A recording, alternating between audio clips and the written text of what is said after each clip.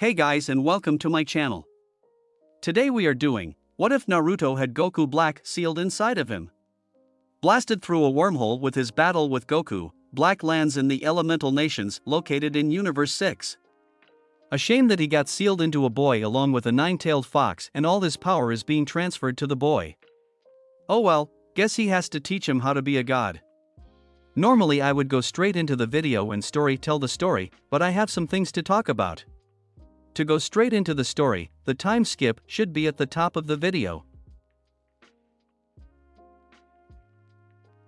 As you can tell, I changed my thumbnail a bit, background music as well. While upgrading everything, I had difficulty changing my AI voice. If you are not aware, this AI voice is called Guy. It's the same voice I've been using for the last 20 or more videos. Although handy in making fanfiction stories such as these, it doesn't necessarily fit the likes of everyone. As shown from the poll, 3/4 of everyone said that it was time for a new AI voice, and I have to admit, it wasn't the best. I had previously tried to find AI voice and US WaveNet-J, which is the voice I'm currently using. However, due to a technical difficulty, I am only able to use this AI voice for a short period of time. So for the concern of the AI voice, until I find a solution for the AI, I have to stick with the one I'm currently using. Now, for the video itself. The video is made by a website called WeVideo, which is a video editing platform for beginners to start video editing. Nice platform if you ask me. The video is made in series of either a mini GIF displayed in front of a GIF replaying itself with the title of the chapter on the top left of the video or an image displayed in front of a GIF replaying. I've noticed other storytellers display PUBG mobile game through or series transition from image to image. I've never played PUBG and I don't think taking gameplay of it would leave a good mark for me. From what I can recall, I believe I'm the only storyteller who does background GIF such as the one I do. Of course, there's a bit of a similarity between Sakara and me, but I haven't heard from Sakara in a while, which is honestly sad because Sakara's What If Deku series was my favorite. But anyways, with everything on the table, let's begin this what if. Chapter 1, Beginnings. Booms could be heard for miles as the two warriors' fists collided with one another. The ground would shake each time their fists collided with one another. The two fighters were fighting high above the current spectators. The first fighter was a tall and muscular man, but not like a bodybuilder, but more as a man who trained avidly. He wore an orange GI that was tucked into black and blue shin-high boots. He had an insignia on the GI where his heart was. What was his most prominent feature was his blue hair. What was normally wild and untamed black hair is now blue and spiked straight up. The man he was fighting was essentially identical to him. He has a slightly darker skin tone and fully outlined eyes, along with a somewhat skinnier physique. His attire consists of a sleeveless dark gray yawagi, a long-sleeved black undershirt with a turtleneck, a red sash, black pants, and white boots.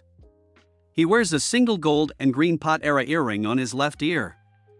And like the other man, he would normally have black hair, but currently it was pink and mirrored the blue-haired individual's spikiness. These two fighters were Goku and Goku Black, or Black for short. "Goku will not win," muttered one of the spectators. He had pale green skin, gray irises, white eyebrows, and white hair in the style of a mohawk. He wore a violet long-sleeved shirt under a gray and yellow coat, a light blue sash, darker blue baggy pants, and white boots. He also wore an earring which was similar to the one Black was wearing that was also on his left ear. This man was Zamasu and the whole reason this world was onslaught to the current destruction. "Goku might not win, but you won't be able to see it."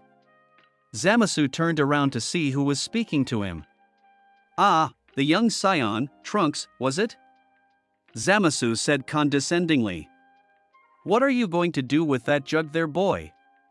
Are you going to offer me a drink before I end your miserable mortal life?" Zamasu laughed as he made fun of the young scion. Trunks smirked at the self-proclaimed god. He could just imagine his face once he realized what he was going to do. "This is going to be your new home for all of eternity. So, I hope we made enough for you," Trunks stated. Before Zamasu had a chance to question him, Trunks stuck his hand out towards him and shouted, "Mafuba!" Time seemed to stop for everyone, even Goku and Black stopped their fight as they felt the strange power. And then it seemed to restart as Zamasu felt an intense pain throughout his body as a green vortex enveloped his body. What is this? Zamasu yelled as he was caught in the vortex. This is the power of mortals. You've underestimated us and now you will be sealed for all of eternity. Trunks yelled as he started to pull Zamasu into the jug that would be his prison for the rest of time. Arg! I have to stop this boy. Black said as he tried to fly and stop Trunks. He was stopped as Goku teleported in front of him. Oh no you don't. Your fight is with me. Goku said as he punched him into a nearby building. You are nothing but vermin. Black yelled. I'll kill you all. Goku flew up to where Black dislodged himself from the building. I won't let you harm anyone else. Your reign of evil ends here. Goku yelled at him as he started to power up. Goku yelled as he powered up more than he ever has before. He's increasing his power to unbelievable proportions. Black thought as he started to power up himself. Goku shifted his body to the side and cupped his hands together. Goku started. This is for all the people you have killed. Me? Goku said as he started to charge his signature technique. This is bad. Thought Black. That has the potential to kill me with the sudden power boost he obtained. Black shifted his body to mirror Goku's and started to charge his own variation of Goku's signature move. This is for betraying your own master. This is for you to destroy innocent planets. Me, Goku's palms were bright with the color blue and holding in an amazing amount of condensed energy that waited to be released. Black, who stood across from Goku, had his own ball of energy that was pink and had a tinge of black in the middle of the charging energy. And this is for my family that you killed here. Ha. Both Goku and Black yelled as they released their attacks at one another. Pink met blue as the two Kamehameha attacks met each other in the air. The power that was behind them was only equal to each other. The power behind the two blasts could be felt across the planet and even the universe. Both Black and Goku grunted as they tried to overpower one another. The amount of power the two blasts were making in their push was becoming too much for the universe, however. Both combatants felt their attacks weaken until they vanished into nothingness. Before they could question it, a small black ball appeared where the two blasts collided. Then the ball expanded to the size of a basketball until it stopped growing once it reached the size of one of the capsule core. Spaceships. The black mass of energy started to pull things into it like a vacuum. The force started to pull the two fighters in. What have you done, you imbecile? You've created a black hole. Black yelled at Goku. What? You're just as responsible as I am. Goku yelled as he freaked out. He didn't want to be sucked into the black hole. He still had to be with his family. And she'd kill him if he was sucked into a black hole. Then, in a very rare moment of intelligence that only Goku can have, he thought of a way to save himself and stop the black hole. Black turned to yell at Goku some more only to find he wasn't there. Where did that Black stopped what he was saying as he felt a presence behind him. Black turned around only to see Goku there with a ki blast in his hand. Bye. Goku said a bit too enthusiastically for what had just transpired. He slammed the blast into Black, sending him directly into the black hole. Once he entered it, the ki blast exploded. The explosion destabilized the black hole and it collapsed on itself, trapping Black Goku inside. I better check with the others, Goku said as he flew to where he saw Trunks standing with a closed jar and Zamasu missing. Did you get him, Trunks? Goku asked. Yeah. What about Black? Did you get him? Goku frowned. I sent him into the black hole that we made. Trunks' mouth fell open at the way Goku seemed to dismiss the fact he made something so powerful. I ended up destabilizing it with a ki blast and it collapsed on itself, but I don't know if he is still alive or not. Goku told the young scion. How did you know you could destabilize it? Trunks asked in astonishment. Goku chuckled and rubbed the back of his head sheepishly. I didn't. Trunks' face vaulted. I just kinda took a shot in the dark that it would work. Trunks went to speak but was cut off by a voice. Good job, Goku. Seems that I didn't need to step in after all. Both Goku and Trunks turned around to see Beerus and Whis. Hey Beerus. How long have you been here? Goku casually addressed the god of destruction. Long enough for you and that copycat to create a rip in the fabric of space and time. Beerus informed the two. So Black is still alive then? Trunks asked, frightened that someone as powerful as that might come back. Actually, Whis interrupted. He is gone. He is longer a part of this universe or timeline. His presence has all but vanished. Trunks let out a sigh of relief while Goku smiled. Sounds great. But let's go home. I'm starving. Goku explained, much to the agreement of Beerus and Whis. Aren't you forgetting something? The group looked to the side to see Vegeta standing there with a scowl on his face. Oh, Vegeta. When did you get here? Goku asked. It took everything Vegeta had to prevent himself from attacking Goku. I've been here the entire time. You just decided to take the spotlight like always. Vegeta yelled. You can fight the next guy we face first then. No worries. Goku laughed as he tried to calm him down. Trunks chuckled, as did Whis. Beerus just smirked at the science. He caught on to what Whis was saying. Black disappeared from this universe. Didn't mean he couldn't be in another one. Hopefully he landed in Compass. Deep inside Universe 6. Pain. That is all Black felt as he floated through space and time. With all his senses dulled, he had no idea what was going on. How long has he been drifting? A few seconds, minutes, days? Maybe even years? He didn't know where he was. Then he saw it. The light that opened up in front of him. He didn't care where or what it led to. He just wanted to end this endless drifting. As he neared it, he had to close his eyes due to a blinding light. He disappeared from the void. Orange. A pleasant change from the black nothingness that he was expecting to see. He moved to get on his hands and knees as he was disoriented. That's when he felt that whatever orange thing he was on was soft and furry. Before he could contemplate further, chains wrapped around the orange mass and by default him and pulled it to the ground with Black stuck to the orange Massachusetts. Black struggled to break the chains, but he was still weak from traveling through the black hole and couldn't even muster enough energy to make a ki blast. He stopped struggling as he heard voices talking.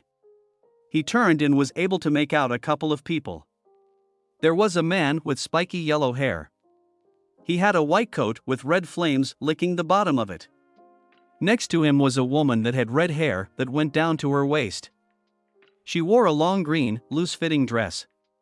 She had the chains that were holding him and the orange mask down protruding from her back. They both had a giant claw protruding from their stomachs. That's when he saw the two children, obviously newborns given they were still nude and way too small to be anything but newborns. Identical twins. With whiskers? That is when he noticed where the claw was coming from. What he saw was a giant fox. A nine-tailed fox. He was tied down to a nine-tailed fox. Before he could contemplate any further, he felt something pulling on him and the giant fox. He saw a ghostly creature pulling on him and the creature. The apparition split the beast into 3 parts. He separated the energy the fox had in 2 pieces and the consciousness of the beast. He then locked eyes with the apparition. It smirked. A scion. This has become very interesting. The apparition spoke before grabbing him. It sealed one piece of the energy into the blonde man and the other half into one of the twins. The apparition then grabbed the consciousness of the beast and him and proceeded to seal him into the other twin. Black succumbed to unconsciousness. Outside world. Hiruzen was on his knees crying as held one of the twins. He had just lost two powerful ninjas and ones he saw as his own family. Minato and Kushina were always happy and spreading joy wherever they went in the village. Kushina never ceased to remind him of his age, while Minato just chuckled and looked to him for guidance as he was his grandfather. And now they are gone. They had passed by sealing the nine tails into their twins, Naruto and Menma. He held Naruto while Menma was being held by his student, Jiraiya. Tsunade just behind him. What do we do now? Questioned Tsunade. She was heartbroken at the thought of losing her surrogate sister, Kushina. Kushina had lived in the Senju compound when she had come to the village, given that Senju and Uzumaki were distant cousins. What do you mean, what do we do now? We train little Menma, of course. Jiraiya shouted loudly. And what of Naruto? Hiruzen said a bit distastefully at the white-haired man. What of him? You heard Minato's words. Menma has the Yin chakra of the nine tails inside of him, while Naruto just has consciousness. Jiraiya said. Menma needs all the training he needs to harness the power bestowed upon him. Hiruzen frowned at his student's words. He would forget his own apprentice's son for another just because of a little power. I'm gonna take him with me on my travels. Hiruzen gasped at Jiraiya's words. Don't worry about it. I am a seal master, so if anything were to happen with the seal, I would be the most qualified to deal with. And Naruto will do fine growing as a Nor. What the hell? Jiraiya shouted mid-thought as he pointed at Naruto. The group all turned to look at Naruto, who was wrapped up in Hiruzen's arms. Naruto's once golden hair was now turning to a solid black. His blonde eyebrows now match his hair. And his skin now takes a darker tone than the one before. Black's hair and skin tone. What just happened? A stunned Tsunade asked. I don't know. Hiruzen muttered. Jiraiya moved towards Naruto and moved the blanket he was wrapped in. He looked at the seal on his stomach to see it was slowly changing to something he has never seen before. The seal may be the cause of it. Hiruzen looked at Naruto's stomach and noticed the changes. This is the first time that we have heard of a tailed beast being sealed by the Shinigami. Maybe it is the Shinigami's influence that made the boy's features and seal to change. Jiraiya said in thought. That may be true, but I still refuse you to leave. Hiruzen stated. Jiraiya looked at Hiruzen as if he was crazy. But he needs to be trained in order to control the power of the nine tails. Kumo already has a Jinchuriki who can fully control their tailed beast. Plus, if he remains here, people would feel the power of the nine tails when he is training and making the connections. Jiraiya reasoned. You've heard the stories of other villages' Jinchuriki. Do you want that for these boys? Before Hiruzen could speak, Tsunade stepped forward. No matter how much I hate the pervert, he does have a point. Hiruzen's jaw hit the ground. He never thought he would see the day Tsunade would agree with Jiraiya. Plus, he's gonna need my help. Can't have him train a Jinchuriki and end up dying to the tailed beast's power. Only a medic of my caliber could heal that type of injury. Plus, I have to keep an eye on my godson after all. Can't have his godfather making him into a pervert. Hiruzen looked down as a shadow covered his eyes. He was shaking with rage. What about Naruto? He's your godchild after all. Minato and Kushina trusted you two to look after their kids when they weren't able to. Sensei. It's just that Hiruzen snapped at Tsunade. No. I'm no longer your teacher. I know I didn't teach ungrateful kids like you two. Hiruzen looked up with a fire in his eyes. Leave if you want. But know this. You won't be labeled as missing Nin, but you won't have any backing of Konoha either. If you cause trouble in another village, you will be held responsible. Any money that you need, you have to get on your own. I will not send any missions to the both of you. Do you understand? Hiruzen yelled. Both Sannin nodded at him. And you better return by the time Naruto graduates from the academy. You can't keep him away from his own blood. A nod. And whatever money you take with you, that will be all you get. If you guys so much as come back before Naruto leaves the academy for any reason, you will stay. Any attempt to leave will result in you two becoming missing Nin with a reward so great whether you are brought back alive or dead. They nodded fearfully at him. They haven't seen him this angry in years. Now leave and gather your things. Just the sight of you sickens me, Hiruzen said as he stood up. We'll be leaving at noon tomorrow. Jiraiya informed him, hoping he would see them off. Unfortunately for them, Hiruzen thought of them as trash for abandoning his predecessor's son. None of them noticed an Umbu, with the kanji 4 root on their mask, listening to their entire conversation. Inside the seal, before Hiruzen came, Black Goku groaned as he sat up. He noticed he was in shallow water. He looked around and noticed he was in some sewer. He stood up and stretched. He then saw giant bars just a few feet away from him. He walked towards them and saw them close together to where he couldn't get through if he wanted to. Well. What's a human like you doing in here? Black turned around and was met with the giant fox he saw earlier. The only difference being is that he couldn't sense an ounce of power compared to the near limitless power he felt earlier. And who are you calling a filthy human, you overgrown plush toy? Black shot back. Kurama growled at him. I am a god. I have brought fear into other gods with just my presence. He boasted. Another human claiming to be a god. I already dealt with Madara's god complex and I certainly don't need to deal with yours. Kurama shouted. Claim? No, I am one. Black shouted before he powered up. Kurama was utterly shocked at the power Black was showing as he saw Black's hair turn from black to pink. He hadn't felt power like this since his father. Kurama was ashamed to say it, but Black would have decimated his father should they fight with this power. However, just as quickly as he changed, it disappeared as Black fell to his hands and knees. What was that? Black gasped. That was the seal. Kurama pointed at the large paper on the cage. This seal is made to take whatever power it is sealed behind it and give it to the holder of the seal. You may not have felt it, but it was taking your power since you were sealed. But you using whatever power you just used was instantly taken as the seal thought you were trying to force yourself out. Humans. They have some peculiar techniques.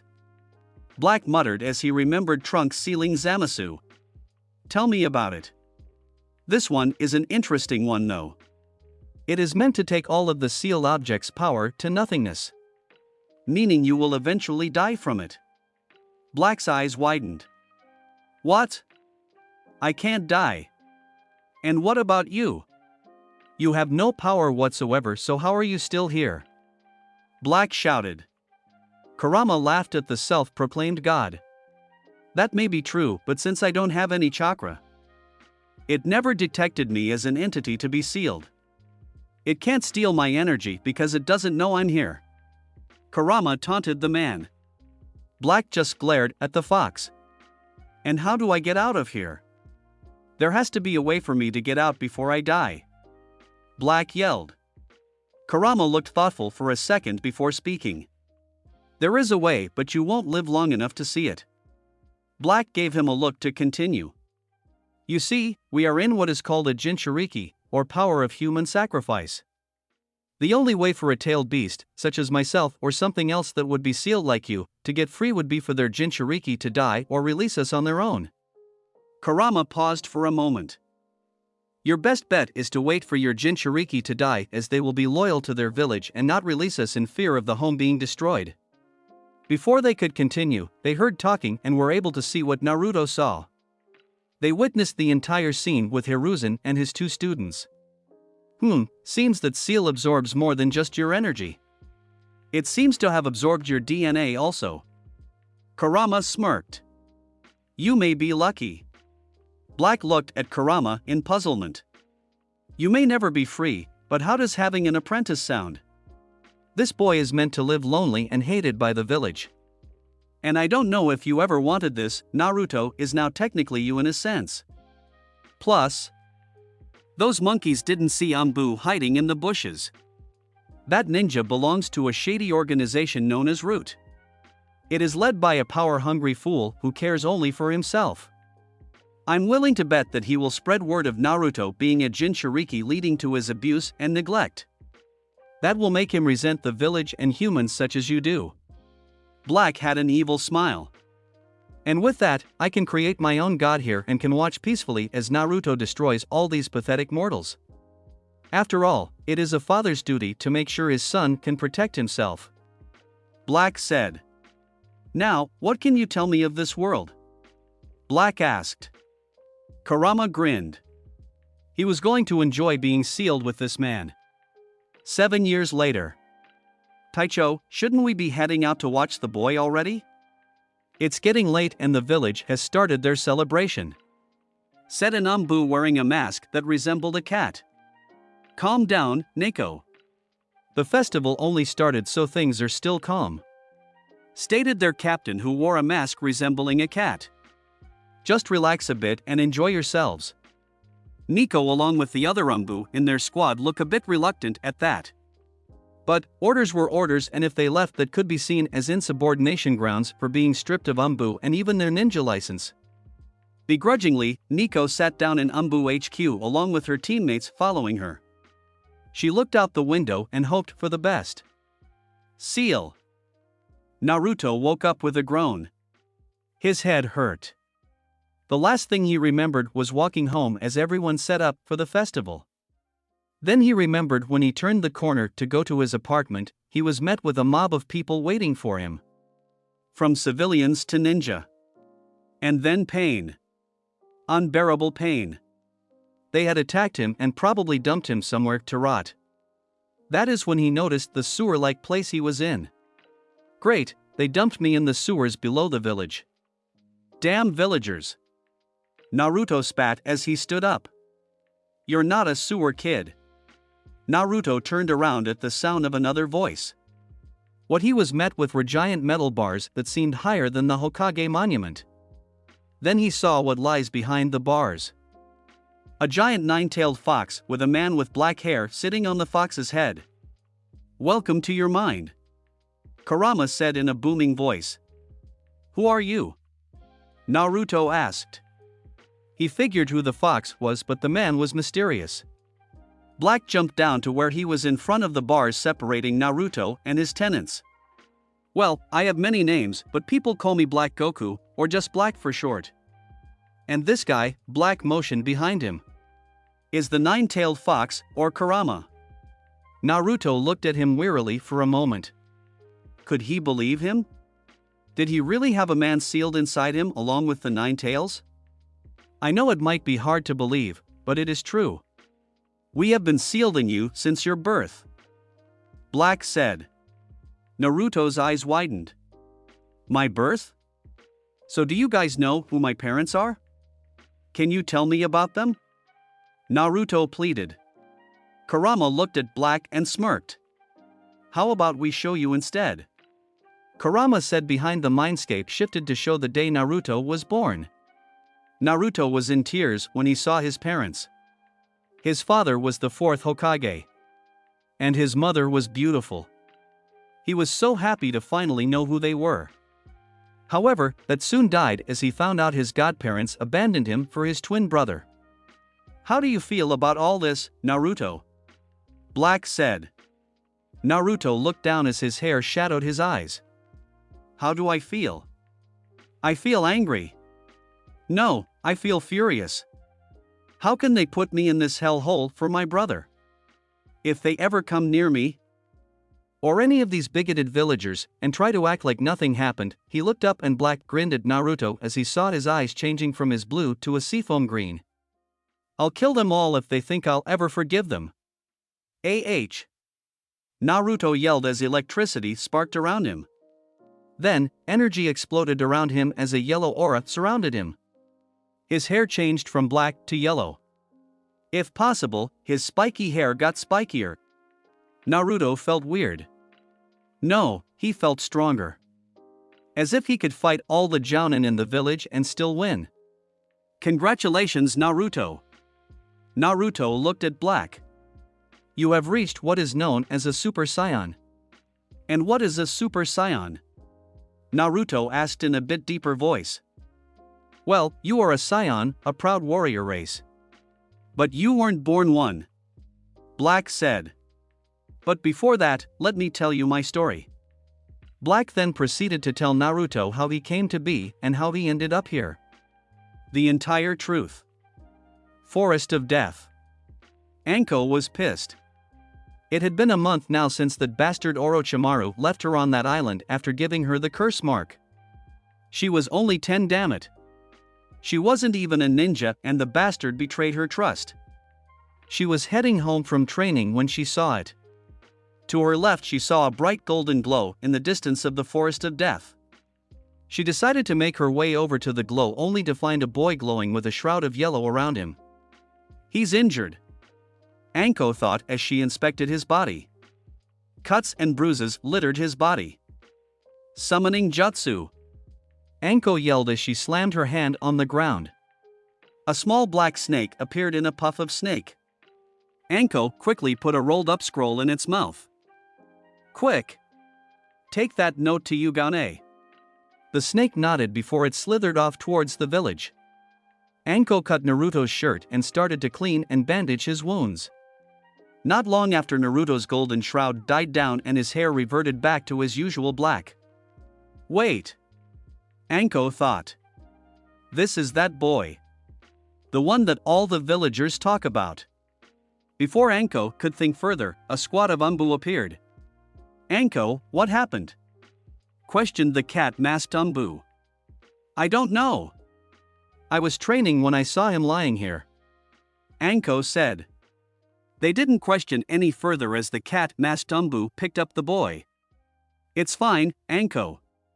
Go home, we'll handle this. The squad of Umbu disappeared in a flicker of leaves. Anko just stood up and dusted off her pants. She then started her journey home. Thoughts of a golden glowing boy occupying her thoughts. Hospital. Hiruzen was pissed. Naruto was never meant to be harmed. He was attacked by a drunk villager a few years ago but was saved before the idiot could do more than just give Naruto a black eye. And now, apparently a mob of villagers and some ninja were waiting to ambush the young boy. He was interrupted when an Umbu with a masked dog entered. Inu, grab your team and wait for me in my office. I will not accept tardiness. Inu nodded before he left. Hiruzen then noticed that Naruto started to wake up. How are you feeling, Naruto-kun? Hiruzen asked as Naruto opened his eyes. Naruto just looked at the third Hokage. I feel better. Naruto said. Gigi, can you tell me about my parents? He suddenly asked. Hiruzen was about to say he didn't know but decided against it. He put this off long enough. He needed to tell this boy everything concerning him. I will. Come by my office tomorrow and I'll tell you everything you want to know. Naruto looked surprised but nodded still. Now, I have some business to attend to so I must be leaving. Naruto looked saddened by this which Hiruzen noticed. Now, there is someone who wants to see you. Claims since they did find you I feel it is fair that they get to see you. Naruto looked shocked. Someone wanted to see him? Who? As Hiruzen left, he noticed a girl not that much older than him enter the room. She had brown, pupilless eyes. She had violet-colored hair. She was certainly beautiful for her age. Anko closed the door and sat next to Naruto. There was an awkward silence for a few minutes. Hi. They both said at the same time. They looked at each other before breaking out in laughter. Things were looking up. Hokage's office. Care to explain to me what happened, Kakashi? Hiruzen said with anger. Inu, or the now revealed Kakashi, stepped forward. The Umbu knew their Hokage was pissed if he was using their actual names when they were still in Umbu gear. Well, we were late getting to Naruto and had no idea where he was. Kakashi tried to save face. Is this true, Yugao? Hiruzen didn't trust the man before him. Every single person that the Hokage put faith in seemed to stab his back. First Tsunade and Jiraiya, then Orochimaru, and now Kakashi. It is somewhat true, Hokage-sama. Kakashi glared at Yugao. Kakashi had stated that we had nothing to worry about and Naruto would be safe. So he ordered us to wait in HQ to relax for a bit. It was only when Anko's summons found me that we left to find Naruto. Hiruzen looked like he wanted to kill someone. Is this true? He asked the rest of the team. They all nodded at what Yugao said. I see. Well, he looked at Kakashi. You disobeyed orders from your Hokage, Hatake. Grounds are for you to be removed from being an active shinobi. Kakashi's eyes widened at that. But you are one of our strongest ninja. So, I hereby strip you of your Anbu status. You are now a jounin with no chance of ever becoming a part of Anbu ever again. Furthermore, you will listen to any order given to me and be on time to everything pertaining to ninja matters. Failure to do so and I will put you on a fresh team of genin so you can learn how to be a proper ninja. Do you understand? Hiruzen yelled. Hi. Kakashi said a bit shakily. Good. Now, you go. She stepped forward. You are now Anbu captain.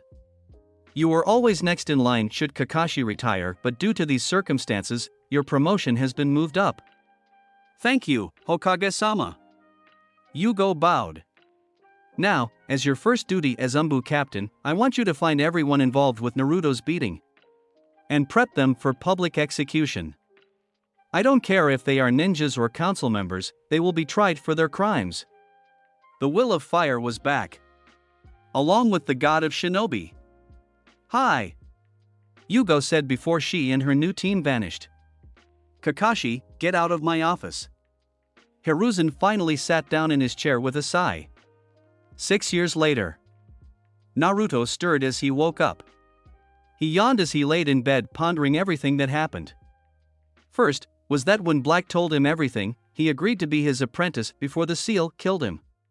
While he won't kill everyone, he will destroy those who try to belittle or bully him. Which he did.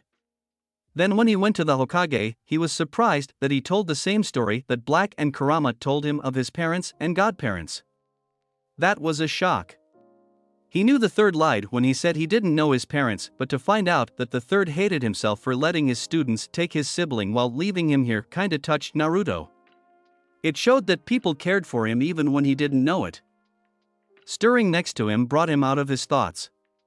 He looked down to see violet hair on his chest as the person showed signs of awakening. That was another thing. Anko. After the trip to the hospital, they instantly became friends. They were both hated for something that they didn't have control over. And after the third suggesting that they move in together to keep each other company, things flourished from there. Morning, Naruto-kun. Anko said as she sat up a bit. Morning, Anko-chan. Anko leaned in and gave Naruto a peck on the lips. The sheet falling off her body to reveal her womanly figure. Only 16 and had a figure that woman would die for. With a slim, muscular build for a woman and D-cup breasts. Anko then straddled Naruto as she rubbed their crotches together. Hey Anko-heim, don't. Naruto moaned. Sounds like pant you don't want me to though. Anko said, speeding up her movements. You don't know how much I want to take you, Anko, but I have to go to the academy. I'm graduating today. Naruto said. When I pass and after they show up, I'll give you all my undivided attention. That was another thing. Naruto told Anko everything from his birth to meeting Black and Kurama. To his surprise, Anko accepted it, just saying it was a part of him, and that made her love him even more. Oh. My Naruto-kun is going to become a ninja now. Anko said as she still straddled him. You're gonna fight ninja and save people. Her eyes got a dark perverted glint. And then you're gonna have your way with those helpless kunoichi. Naruto didn't know why, but Anko really wanted him to have other women. When asked why, she just responded that it made her hot thinking about it and always wanted to be with other women as her man brought them to nirvana. Ankoheim, stop. Naruto struggled to say. Fine. But you owe me. Anko said as she got off of him. Yeah. With that, both teens got dressed and left their apartment for the day. Neither of them realized their peaceful days were coming to an end. Chapter 2: The Arrival of Roddy Menma. Village Streets. Naruto crossed his arms as he made his way to the academy. As he walked, he ignored all the glares and whispers the villagers aimed at him. Apparently, some old war hawk had spread the word that he was the Nine-Tails Jinchuriki. Hiruzen had told him he suspected it was Danzo but wasn't 100% sure it was him. But Naruto knew better. Black and Kurama had told him of the Umbu watching the entire interaction with the old man and his supposed godparents. That was another issue. His godparents and his brother Menma. They were coming today. At least, that is what the Hokage had told him. That he said they had to return by his graduation or risk becoming the most wanted missing nin to ever be entered in the bingo book. Naruto was actually surprised at the amount the Hokage was willing to pay to have them dragged back here. You could start a new village with money like that. Naruto was interrupted from his thoughts as he caught a rock aimed at the back of his head. He turned and saw the villager who threw it. He was a small, pudgy man. He was one of the market owners that always tried to sell him rotten food at ridiculously overpriced food. Get out of here, you demon. Just because you dress differently doesn't mean we won't recognize your true form. Naruto looked down at his attire. Naruto stood at a tall height for his age at a height of 5 feet 6 inches. His attire consists of a sleeveless dark gray yawagi, a long-sleeved black undershirt with a turtleneck, a red sash, black pants, and white boots. He also had a gold and green earring on his left ear. The earring was a gift from Black. Naruto smirked at the man before he disappeared from everyone's sight, earning a gasp of surprise. He reappeared in front of the pudgy man. The man would have gasped if it wasn't for Naruto wrapping his hand around the man's neck and lifting him off the ground and bringing him to eye level. You know the Hokage's law is still in effect, right? Naruto said as he squeezed the man's neck tighter. You. Fu, ing, man. The man rasped out. Naruto got a sadistic gleam as he lifted his other hand and put his index finger on the man's shoulder. What did you say? Naruto asked rhetorically. He let up his grip on the man's neck to let him speak more clearly. You fucking demon. Naruto grinned, showing all his teeth. Ah. The man cried out as Naruto shot a finger blast through the man's shoulder. It left a small hole, but you could see through it as blood started flowing out of it. Naruto was about to blast him again until a voice interrupted him. Naruto, stop. Release that man now. Naruto sighed as he looked at a cat-masked Umbu. Naruto dropped the man on his ass as he put his hands behind his head. You're in for it now, boy. The pudgy man said as he held his bleeding shoulder. Naruto rolled his eyes as he spoke to the cat-masked Umbu. What now, Kaa-chan? Naruto said sarcastically. Naruto always called her this when he was annoyed with Yugo. She wasn't that much older than Anko, being 18, and was like his and Anko's older sister. Though, she did have moments where she treated them as her own children rather than siblings. He started to call her this because of her doting, but then did it out of glee seeing her get angry at the name. She took it as a jab at being called old to have kids, which fueled Naruto's sadistic enjoyment seeing her get angered at indirectly being called old. I told you not to call me that. If it wasn't for the mask, Naruto would have seen her blush. Naruto just grinned at her. As for you. She turned to the civilian. You have broken the Hokage's law. Grounds for breaking the law is public execution where you are. Yugo said. She unsheathed her blade. Wait. Don't do this. I have a fam dash. He never finished as Naruto shot another ki blast from his finger right between the man's eyes, ending his life instantly. Why did you do that? Yugo said as she turned to face Naruto. He just shrugged. He was annoying and broke the law. Also, it was a law regarding me, so if you killed him, his family would hate you for protecting me. We don't need them hating the Umbu for simply following orders. So, I'll take the blame since they already hate me. Yugao just shook her head. Naruto always tried to take the blame whenever it was pointed at one of the people he considered family. I'll be taking the body then, Yugo said as she crouched near the dead man.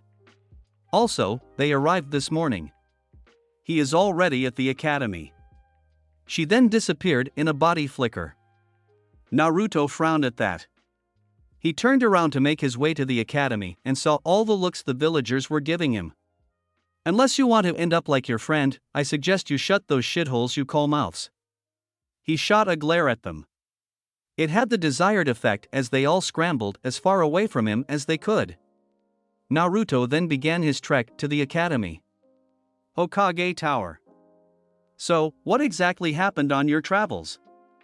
Hiruzen let out a puff of smoke from his pipe as he leaned back in his seat. Before him stood Jiraiya, Tsunade, and Tsunade's apprentice, Shizune. Shizune was also holding a pig. They all looked older than when they left. Except for Tsunade, given she is using her genjutsu to make her look like she wasn't a day older than 30. Nothing much sends a glare. I mean Hokage-sama. Jiraiya corrected himself. He had thought Hiruzen was joking when he disowned them as students. Apparently he was not. We trained Menma and traveled around. We taught him a few things that would make him the strongest of his generation without a doubt. Jiraiya cockily said. Hiruzen raised an eyebrow at that. That was a bold claim. Considering this generation was full of clan heirs. He leaned his head down so his hat covered the smirk he had. He had a plan to test the boy's strength. And Naruto was the man to do it. He lifted his head back up, smirk gone as he looked at the strongest active ninja in the village. He knew Naruto was stronger than he let on. Naruto could easily take out his Umbu judging by his spars with Yugo. And she was made captain of all the Umbu for a reason. She was the strongest out of all of them and had a brain to match. Her only failed missions were when the targets she was assigned to watch or kill were already dead before she even saw them. But then again, those weren't in the books, so there was no record of those missions. Yeah, the Gaki finally mastered the Rasengan. Tsunade chimed in. Not to mention I trained him to increase his strength since he can't use my style of chakra punches with all that tailed beast chakra. Hiruzen nodded as he turned to Shizune. And you, Shizune? What do you think of Menma's abilities? He certainly is probably the top of his class. He has trained hard over the years, so I think he would be the best student to graduate. Shizune said. Are you doubting our teachings? Tsunade said. Hiruzen had her where he wanted. Wanna make a bet on it? Academy. Naruto could already hear the commotion inside. Are you really the fourth Hokage's son? Wow, you trained with two Sannin. You're so cool. Are you really related to that idiot Naruto? And with that, Naruto walked into the classroom. All the chatter died down as they looked at Naruto walk across the room. Naruto made it halfway to his seat before a blonde boy with whiskers blocked his path. Man, when Pervy Sage and Grandma said you looked different, they weren't kidding. Came the voice of the blonde boy. What's with the hair? Trying to be like that emo Uchiha over there? Sasuke scowled at his remark. Anyways, in case you didn't know, I'm your way cooler and awesome brother. Menma. Menma said arrogantly. Man, you're freakishly tall. He said while he looked up at Naruto's towering form. What a freak. If we weren't twins, I would have guessed you flunked a few times. This earned laughter from the class as Menma gave a smirk at making the class laugh. Are you done? A scowl plastered on Naruto's face as he said this. Yeah, I'm done. Good. Naruto said. Now, if you ever talk to me like that again, you'll regret it. I don't care if we have the same parents, I don't know you and I don't like you. We are not brothers. Now, I'm not a freak as you put it. I just hit my growth spurt early. If anyone is the freak, you are. We are twins, but yet I tower over you. Naruto coldly said before he took his seat next to the window. Menma was furious. His face red with anger. He was about to shout before the door opening interrupted him. Alright class, take your seats. Iruka yelled as he entered his classroom. Everyone scrambled to their seats. Naruto sat alone in his row. He didn't mind. They were a bunch bigots if they thought of him the same way their parents did. Today will be your graduation exams. Now, we are changing things up a bit. After the exams, we will be holding a little tournament for the Hokage to make his decision since we now have an extra student. He looked at Menma, who raised his head as if he was hot shit. So, let's begin. First up, Shino Aburame. This is how the next few hours went for Naruto. He watched as student after student left the room and either returned with a headband or they never came back. Next up, Menma Namikaze. Iruka called as he came back to the room. Naruto watched Menma smirked arrogantly as he waved to his already formed fan club who only wanted him because he was the son of Minato. Sure, he was his son too, the eldest in fact, but Naruto made it very clear to everyone the first day of the academy that he didn't want to be bothered by breaking the kid's arm that tried to bully him. That kid was 2 years older than them. That sent a clear message to everyone not to mess with him. Especially since Naruto had a wicked grin on his face as he did it. Menma came back into the room with a stupid grin on his face. He had his headband around his forehead. Sasuke Uchiha. Sasuke got up and followed Iruka. Well, everyone but a certain Uchiha got the message. He constantly bugged Naruto to fight him. Naruto constantly refused as it would be a waste of time.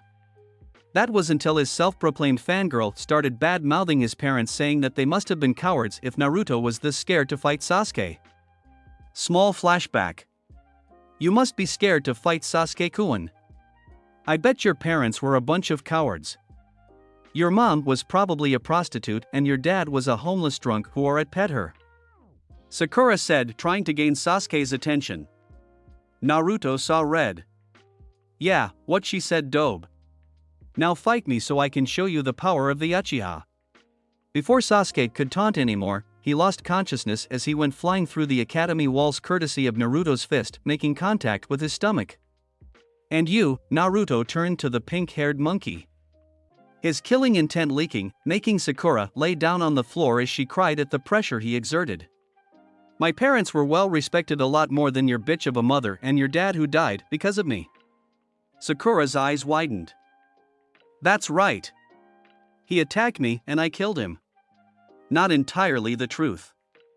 He was publicly executed along with the others who attacked him when he was 7. He remembered hearing her mother became an alcoholic and addicted to drugs after that. Now, don't ever fucking talk to me again unless you want to end up like your pathetic father. Sakura ran home crying with an embarrassing wet spot on the front of her dress. Flashback end. Sakura never talked to Naruto again. Hell, she even dropped out of the academy altogether after that. Naruto looked at the door as Sasuke came back to the class with his headband on his head. Naruto Uzuma-Iruka paused. Sorry, Naruto Black Uzumaki. He called. Naruto stood up and walked out of the class. But not before he heard Menma. Pft, Black. Who is the moron? Menma said as he and the others erupted in laughter as Naruto closed the door. Oh, is that asshole gonna get it? Naruto thought as he followed Iruka to the class to take the exam. After the exams, the entire graduating class stood outside as they waited for the next fight to start. Naruto had passed his exam without even trying. And then after calculating all the scores, Naruto was named Rookie of the Year. Not that he was surprised. The exams were a joke. However, Menma and Sasuke looked like their puppies had just gotten kicked. They had caused an uproar but were silenced when Iruka said the title would go to them if they beat Naruto in a spar. Now, They were glaring holes into Naruto waiting for their fights against him. Naruto only had 2 fights scheduled. Sasuke and Menma in that order. He turned back to the match that started. Kiba versus the pale new kid, Sai. The not-so-secret root agent. Naruto was keeping an eye on him ever since he appeared in their class. He saw him talking to Root Umbu when he thought the coast was clear. He learned that Sai was there to keep an eye on Naruto, and if he got out of line, they would make their move and try to make him into Danzo's pet. That blew up when Sai placed the paralysis seal on him and Naruto punched Sai, breaking his shoulder.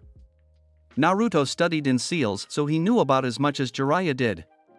Considering Naruto was only 13, it made Jiraiya look like a joke. Hell, even Minato wasn't this advanced in seals at his age. Naruto looked to the spectators and saw all the parents of the students who weren't on missions or civilians took work off to see this. He took notice of Yuga with her Umbu mask in place standing atop of the academy roof. He also noticed her second in command, Crow. He knew Itachi was Crow before he killed off his clan. So he had no idea who Crow was, and neither did Yuga. The Hokage had just said that he was a long-time Umbu member who needed his identity to remain secret for security purposes. Naruto shrugged as he didn't really care. If the Hokage trusted him, then so did he. He saw Hiruzen along with his godparents standing in front of the bleachers looking at him. When he saw Hiruzen smirk, Naruto mirrored him and understood what he wanted. He then sweat dropped as he saw Anko holding a giant sign that said, "Go Foxy-kun. Lose and we play Huntress hunts the fox." Naruto repressed a shiver at that. They did that once, and even though Naruto played the fox, Anko was the real animal. He must have made a bet with that blonde bimbo. The voice of Kurama. I bet he did. Naruto thought. Anyways, how's the single life, Kurama? Bored yet? Naruto jokes. Watch it, boy. I told you, I hated black. We just shared common ground on wanting you to be powerful. We weren't lovers. Kurama shouted before he cut the connection. Naruto smiled at that. He treated Kurama and Black as his older brothers who bickered all the time. They constantly fought like an old married couple about what Naruto should be taught for training. Winner, Sai. Iruka yelled, knocking Naruto out of his thoughts. He saw Kiba knocked out of the ring with Sai walking back to the rest of the class. Next up, Sasuke Uchiha versus Rookie of the Year, Naruto Black Uzumaki. Iruka called out. Naruto and Sasuke made their way to the ring. Bleachers. Wahahaha. Naruto Black? What kind of name is that? Jiraiya laughed at the name Iruka said. Tsunade just chuckled. Hiruzen frowned, as did Anko, considering she wasn't seated too far behind them. Are you sure it's wise to make fun of the Rookie of the Year? Hiruzen asked. After all, Orochimaru was Rookie of the Year and he kicked your ass every time. Hiruzen laughed while the people near them gasped as they heard the Hokage curse. Oh, shut it. Hiruzen said. I'm human too, damn it. So what if I cursed? I've killed before, so what is a little cursing? Hiruzen laughed. Anyways, Jiraiya awkwardly laughed. How did Naruto make Rookie of the Year? The teachers aren't playing favorites, are they? He asked with suspicion. Hiruzen frowned. Of course not. You abandoning him made sure that he was ignored and criticized for everything he did. Just shut up and watch the fight. Hiruzen cut Jiraiya off as he saw he was going to say something. Back with Naruto. I'll show you why I deserve Rookie of the Year, Dobe. Sasuke said. Naruto just looked bored as he crossed his arms. It was a waste of his time. This match would prove nothing. What he really wanted to see was Menma. He wanted to see how strong he was after being trained by two Sannin. He knew he was still stronger but wanted to see if he would have been stunted if he went with them and didn't have Black and Kurama with him. Begin! Iruka yelled as he jumped back. As expected, Sasuke charged head first at Naruto. Sasuke went to punch Naruto and end the match in one punch. He would have succeeded if Naruto didn't sidestep him. Sasuke started to throw punches and kicks at Naruto as he dodged each one, never uncrossing his arms. "Stop moving so I can hit you," Sasuke yelled in rage. "You're stupid. Is that what you're going to tell enemy ninja when you're on missions?" Naruto taunted. "Ask them to stay still so you can hit them? Why not ask them to kill themselves while you're at it? I'm sure they will listen to one of the only Uchiha left in this world." Sasuke yelled in rage as he reached into his ninja pouch and threw shuriken at Naruto. Iruka almost screamed at Naruto to look out but stopped as he caught each one between his fingers. "Is that all, Sasuke? I've seen toddlers throw harder than you," Naruto said with an arrogant smirk. "Let's see you catch this," Sasuke yelled as he went through hand signs. "Fire style, fireball jutsu," Sasuke yelled before he shot a fireball from his mouth, engulfing Naruto's form in flames.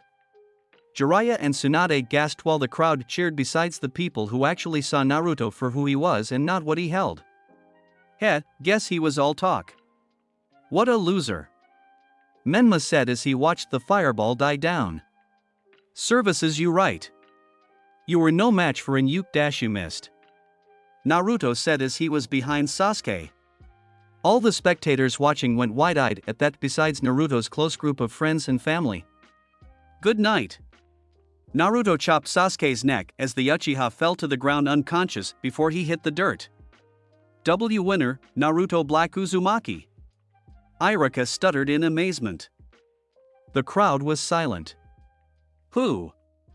Yeah. Go Naruto." "Well, all except Anko." Now, for the final match. Menma Namikaze vs Naruto Black Uzumaki. Iruka shouted out. Naruto remained where he was as the academy nurse dragged Sasuke off the arena. Menma walked across from Naruto with a cocky smirk in place. "Whatever trick you pulled with that Uchiha won't work on me. I am the son of the fourth after all and trained by two Sannin, so you might as well hand over the title of Rookie of the Year," Menma said, basking in the shouts of the civilians praising him for being the fourth son. "I'll tell you what," Naruto started. "You can go all out, ninja tools and jutsu, just like Sasuke did. And all I need is this." Naruto stuck his hand out and stuck his middle finger out. "One finger. All I will use is this finger. Nothing else but this finger to beat you," Naruto said with a smirk in place. Menma was shaking in rage that he had the audacity to say that to him. "Begin." Menma bolted at Naruto while throwing a kunai at Naruto. Naruto caught the kunai by sticking his finger in the ring of it. He then jumped over Menma as he tried to punch Naruto. Menma turned around and tried to kick Naruto only for Naruto to dodge that as well. This continued for a few minutes with Menma's rage growing. "You bastard." Menma then put his fingers in an all too familiar cross sign. A clone of Menma popped up next to him as the original stuck his hand out. "This technique took me a year to master." The clone started moving his hands over the original hand and molded the chakra Menma was letting out. "This is my father's signature jutsu." The clone dispersed as Menma charged at Naruto. Rasengan. Naruto watched Menma run at what was high genin, maybe low chunin speed. To Naruto, it was a snail's pace. Menma thrusted the Rasengan at Naruto only for Naruto to stick his hand out and attempt to catch the Rasengan. "Idiot." Menma inwardly smirked. Menma, expecting the Rasengan to do what it did, jumped back expecting Naruto to be blown back from it. Imagine his and his godparents' shock when Naruto held the Rasengan in his hand. "Wow, I'd say I was impressed if this would have done any real damage should it have landed," Naruto said as he inspected the Rasengan. "Like you could do any better. Only 3 people alive know how to make that, and I'm one of them," Menma yelled. "Now let it go. I bet that's the only way you could ever use a Rasengan is by taking it from my hand." Naruto raised an eyebrow. "Really? It is just chakra manipulation and maintaining its form. Naruto said. I mean, I have completed and made many variations already.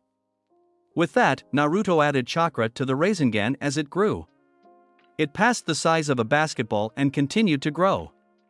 He finished when it completely covered the sun and casted a shadow over the spectators. Think of the Rasengan Boruto uses on Momoshiki when Naruto powers it up, see? Not hard at all. He then dispersed it as if all that condensed chakra was never there. Jiraiya stood off to the sides, eyes as wide as saucers and mouth gaping like a fish while it started to foam. Not so special now, are you? Naruto taunted. Menma stood there angry. A jutsu that his father created himself was being used by his talentless brother, according to his godparents, was able to make a Rasengan the size of the Hokage monument. He clenched his fists as he shook in rage. A red shroud of chakra started to cover his body with one tail as his eyes turned red with a slit pupil. Oh, you have another form too? Naruto asked with mock curiosity.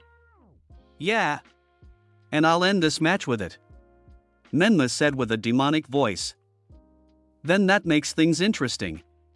Naruto was actually surprised that Menma had enough control to hold the cloak of the tailed beast's chakra. Though, he didn't live being hated, so he didn't have to worry about his emotions taking control. Spectators. We should stop the Hokage-sama match. Jiraiya said concerned. Naruto won't last against Menma while in that state. Menma is too strong now, regardless of Naruto's skill. Jiraiya was still shocked that Naruto was able to make a Rasengan that massive and then just cancel it without destroying everything around it. And why is he using the beast's chakra? Especially against a fellow Konoha shinobi? The Hokage scolded. That's not the point. The Nine Tails chakra is dangerous to others. Tsunade backed up Jiraiya. And that is your fault. You said Menma was the strongest and that no one could compete with him. And look, he is using the chakra of the beast that nearly destroyed this village against his own brother. Hiruzen coldly stated. The match will go on. Though, if Naruto is hurt or injured because of that chakra, then you will pay dearly. No one saw Hiruzen's hidden smirk. Naruto wouldn't even be touched. But failure to listen to your Hokage's orders will lead to you two being interrogated by Ibiki and stripped of your ninja license. Do you understand? Hi. Back to the fight. Since you seem to be going all out, it's only fair if I do as well. Naruto said with a shrug. CK. As if I would show all my secrets in front of prying eyes. He thought. Look closely or you might miss it. He taunted. Menma, along with the crowd, watched as Naruto hunched over a bit and pulled his hands into fists. Wah! Naruto grinned. A bright, golden light enveloped Naruto's form. When it died down, Naruto's hair got spikier and turned a bright yellow. His eyes turned from blue to a seafoam green. And a yellow aura surrounded his body as small streaks of lighting were in the yellow shroud. The spectators were having trouble staying upright at the pressure Naruto was releasing. They couldn't sense it, but they felt as if a giant weight was pushing them down. Everyone besides Anko, Hiruzen, and Yugo who had seen this form, were struggling to watch. The three who saw it already knew that Naruto was even suppressing the amount of pressure he was releasing. This was maybe 10% of the entire pressure he would normally use when he transforms. This, Naruto's form took a deeper tone to it as he spoke. Is my form. I call it Super Saiyan. Naruto settled into his fighting pose. Now, are you ready? I don't care if you dyed your hair. I'll beat you. Menma phased out of view at what Naruto thought to be mid-jonin speed. Menma appeared behind Naruto, rearing his fist back and aimed for his face. He was shocked when Naruto turned faster than he could see and punched him clear across the jaw, dislocating it as Menma went flying back and hit the wall of the academy. His chakra cloak disappeared before he hit it. Winner, Naruto Black Uzumaki. With Hiruzen. Well, I expect you to be at the hospital first thing in the morning, Tsunade. And don't forget, every week, you are to teach one class and one team of Chunin and Genin about medical ninjutsu. Kami knows we need more medics in the world. Hiruzen walked off, leaving a gaping Jiraiya and Tsunade before they rushed after the nurse. Hours later, Naruto was currently walking to Training Field 9. He was being led by his sensei, Yugo, while giving Anko a piggyback ride. He was wearing his normal attire but had his headband tied around his right arm with a black cloth. They had just left the academy after Irika announced the teams. Teams 1 through 6, as they always were every year, were all civilian kids. Most likely not to make it after the test they were supposed to conduct. That didn't mean they couldn't be ninjas. They were going to most likely fill up spots in the village that required ninja training, like the barrier team or sorting out the missions that other ninja did. They had spent too much time in the academy just to be civilians again. It would be idiotic to send potential ninja away. As for Team 7, that was a bomb waiting to go off. It was composed of Sasuke Uchiha, Menma Namikaze, and Sai. Menma was still in the hospital when Irika announced teams, so they would take the Genin test tomorrow. However, their personalities would certainly clash. Sasuke was arrogant because he believed the ground he walked on should be worshipped for his family name. Menma was just like Sasuke but a lot more loud and boisterous. And Sai, being the emotionless and socially inept root member he was, said what came to mind, which led to angering whoever he was talking to. How they were going to work together was a mystery to him, especially with Kakashi as their sensei. Then there was Team 8. It consisted of Shino Aburame, Hinata Hyuga, and Kiba Inuzuka plus his nin dog Akamaru. The ideal tracking and infiltration team due to Shino's bugs and Hinata's Byakugan. All led by Kurenai Yuhi. Then Team 9 was still a current team led by Might Guy. And Team 10 was led by Hiruzen's own son, Asuma Saratobi. Hiruzen always said that if he wasn't there to see Asuma born, he would have assumed Asuma was in Nara given how lazy he was. Which seemed like the case when he picked Choji Akimichi, Shikamaru Nara, and Ino Yamanaka. He just hoped they were already friends and would be the next Ino Shikacho combination just like their parents. Then there was his team. Well, more like a two-man squad. He was a part of Team 11, which consisted of him and his sensei, Yugo Yuzuki.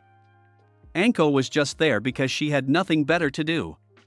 He was given the title of Special Genin. Basically like a Special Jonin but in Genin form. As for Yugo, it was the Hokage's and her own decision that she would be the best to be Naruto's sensei. That left Crow taking up captain of the Umbu in Yugo's stead. Faster, Foxy Koi. Anko pointed as she made a giddy-up motion on his back. We are already here, Anko. Yugo said. Anko looked around and saw they were already on field 11. She jumped off of Naruto's back and went to sit on a log. Okay Naruto, we are going to have a little spar. Since you would undoubtedly pass the Genin test, we might as well get started early on training. Yugo addressed her students. Okay, sensei. Naruto boredly said.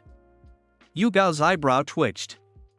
She hated when Naruto dismissed everything that he took no interest in. He didn't show interest unless it was a fight with a strong fighter or. She smirked. What about a proposition then? Naruto raised a brow. And that would be? A reward for the winner.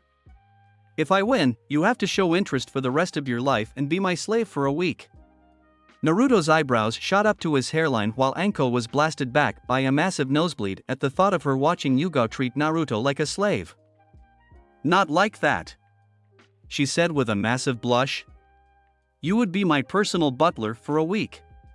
Cook and clean for me. Naruto shrugged. He could do with that if his reward was decent enough. And what do I get if I win? Yugo smirked. I'll treat you to whatever you want to eat. No limit. Naruto grinned like he never had before. He had been treated to food before but always had a limit on him. There was no way he was gonna pass this opportunity up. Deal. Naruto said. One more thing. This will be a kenjutsu spar only. Taijutsu was okay but no gen or ninjutsu. Just our swords and fists. Yugo said as she drew her katana. I'm fine with that. Naruto stuck his right arm out as purple ki manifested around it until it extended past his hand by a couple of feet, making a ki blade. Same one black has in Super. Anko jumped between them after she recovered from her perverted thoughts. Begin! She yelled as Naruto and Yugo charged each other. Hours later. Team 11 plus Anko were currently seated in the Akimichi barbecue restaurant. Yugo was crying comically as Naruto wolfed down his 50th plate of beef. Chalk it up to him absorbing Black's Saiyan genes for his abnormal appetite. From what Black told him, the original Goku along with the other Saiyans had a giant appetite. One that Black, and now Naruto, had developed. Anko just laughed at Yugo's misery as she had her own plate of food. Naruto soon joined her in laughter.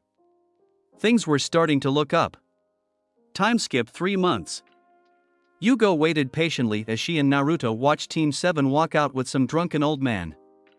This would be their 30th mission this week. And it was only Tuesday. Naruto had eaten up 1 year's worth of A and S rank mission payments.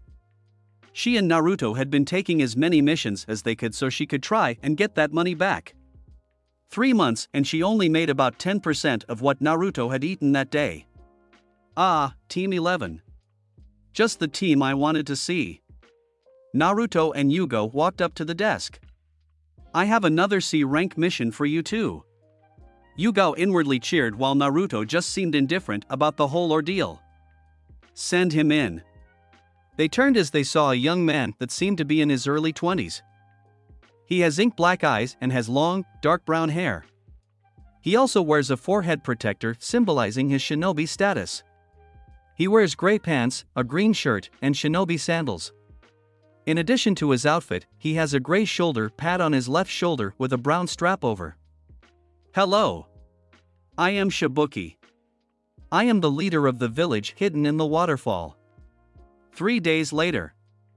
Naruto couldn't take it anymore. This man, no child in a man's body, was driving him insane. He was scared by the smallest of things, from a frog jumping in front of them to birds flying out of the bushes. How he made it to Chunin was beyond him. He wanted to kill him just because it would bring peace and quiet. But that would result in a failed mission and Yugo wouldn't like it that much. It's not like he would actually kill the man. It was just a thought. A brilliant and stress-relieving thought. We're here. Naruto turned and looked at Shibuki. They stopped at the edge of a small pond that had a waterfall flowing off of the rocks at the other side. It is a long trip back, so as a show of hospitality, I would like to offer you two a place to stay inside the village.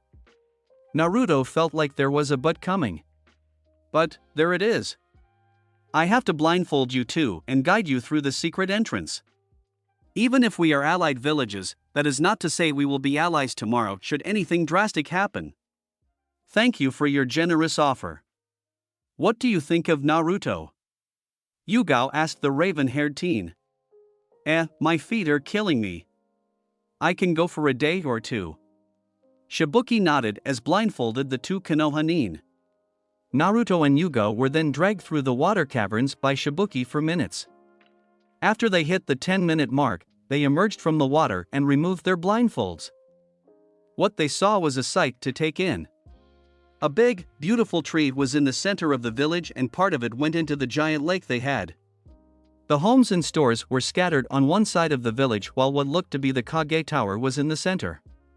Though, the tower was a bit of an exaggeration. It was just a 2-story building.